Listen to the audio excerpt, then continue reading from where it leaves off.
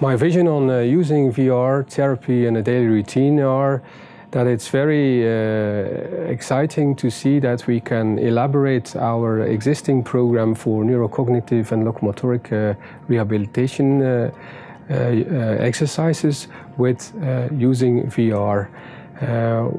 Especially with the mobile devices, it's very easy to use them on several locations during the day, so we can use them in a very acute phase, also in a subacute phase, and eventually it's our goal to use them in a home-based situation too. Some examples where we use Corpus VR at the moment is we use them in very acute stages, such as intensive care units, burn center, but also in the more subacute orthopedic units. So exercises can become dull for our clients, and using VR makes it more fun. We started using Corpus VR because we had some experience with the more elaborate systems as HTC Vive and Oculus Rift. They're very excellent on visuals, but you need a static setup with a rather performant computer, which makes those systems rather expensive. In that way, we came to Corpus VR, which is very excellent because you have the setup between the head-mounted display, smartphone and tablet PC. The most important thing for us as a clinician is that working with Corpus VR, it's not a program or a setup which is final. If we want something new, like this sensor-based technology, they pick it up with us, and next year they will evolve to prototype to meet our needs and to meet the needs of the therapists working with the system itself. The patients' reactions on Corpus VR are very positive.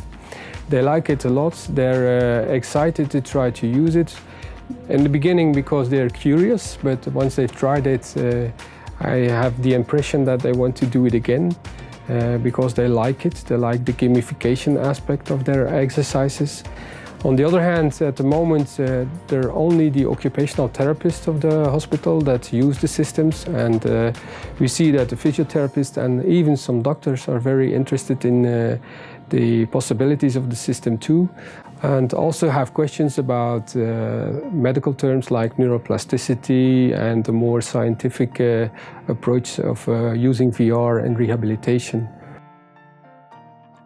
The main benefits for us therapists and our organization in a broader perspective, first of all, for the therapist, you have on a limited space, you have a broader activity range, so you can do more differentiated exercises with one device. On the other hand, as a therapist, you have real-time feedback, real-time view of how your client is doing the exercises, so you can immediately give feedback if the exercise is done good or not.